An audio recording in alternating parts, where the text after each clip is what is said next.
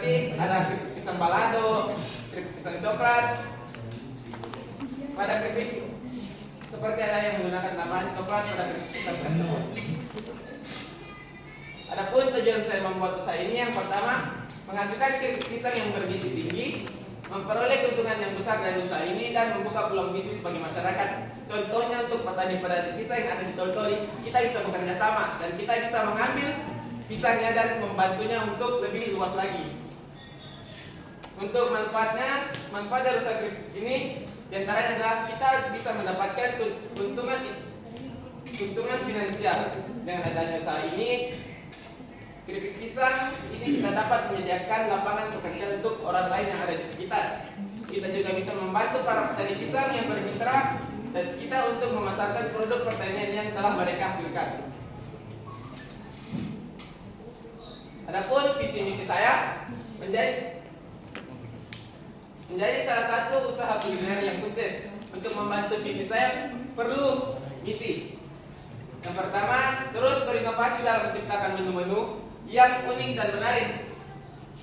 Yang kedua, menciptakan ide-ide kreatif sebagai penarik minat pembeli. Yang ketiga, memberikan pelayanan yang baik dan upaya menarik pembeli. Yang keempat, menjual produk dengan harga yang terjangkau tetapi dengan kualitas yang memukau.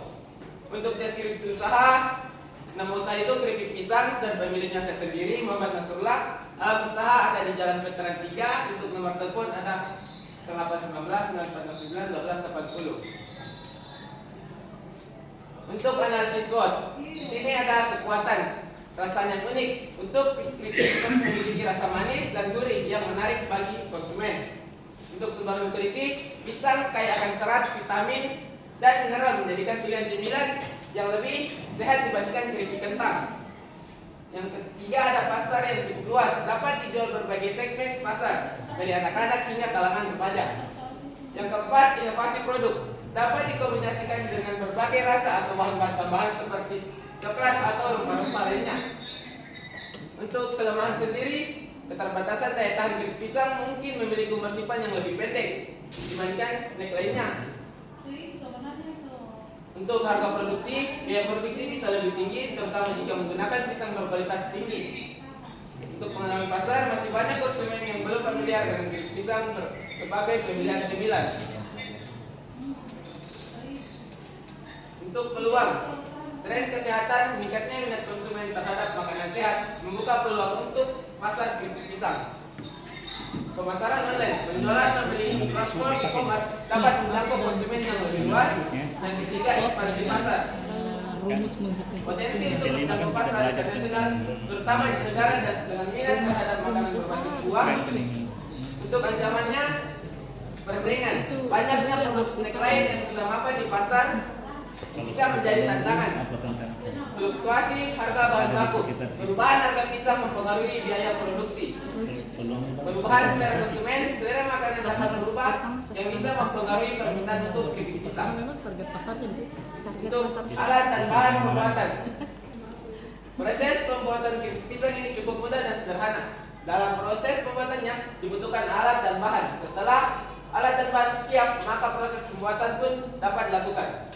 Alat dan bahan pembuatan keripik pisang ini sederhana dan dapat mudah didapatkan. Tak lupa juga proses pembuatan keripik pisang ini mudah dan sederhana sehingga hampir semua lapisan masyarakat dapat membuatnya. Yang pertama adalah bahan-bahan: pisang, gula pasir, garam halus, kapur sirih, air bersih, minyak goreng. Untuk alat-alat sendiri ada kompor, tabung gas, wajan, sendok goreng, penyaringan, parutan pisang, dan kemasan plastik. Untuk perencanaan bisnis sendiri, adapun harga-harga bahan dan alat, pisang dan biaya yang akan dikeluarkan dalam produksi keripik pisang ini yaitu untuk alat wajan harganya 50.000, parutan pisang 15.000, gas 5 kg 100.000, penyaringan 20.000, sendok goreng 15.000, kemasan plastik 15.000, dan bertotal 215.000 rupiah. Untuk bahan sendiri, pisang bersisirnya itu 10.000, jadi dikali 5 100.000, 50.000. Untuk minyak goreng 20 liter kali 5 100.000. Gula pasir 17.000 per kilo. garam 3.000 per bungkus, kapur sirih 2.000, dan totalnya 172.000.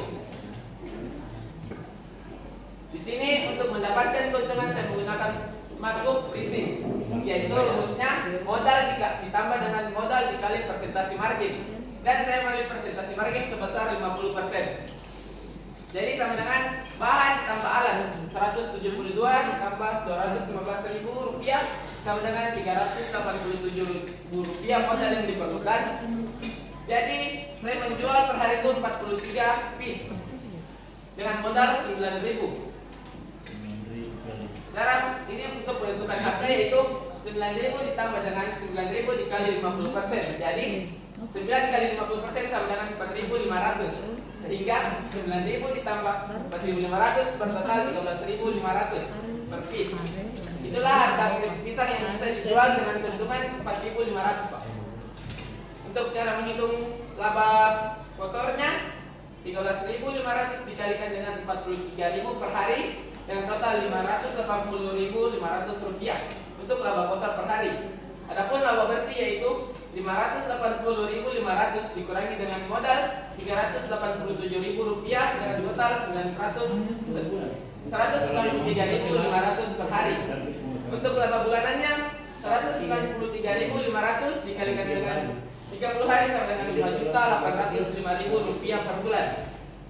Sama dengan gaji pegawai. Untuk kesimpulan, keripik pisang adalah produk makanan ringan dibuat dari irisan buah pisang dan digoreng dengan atau tanpa bahan tambahan makanan yang diizinkan. Tujuan pengolahan pisang menjadi keripik pisang adalah untuk memberikan nilai tambah dan meningkatkan perpanjangan pemanfaatan buah pisang.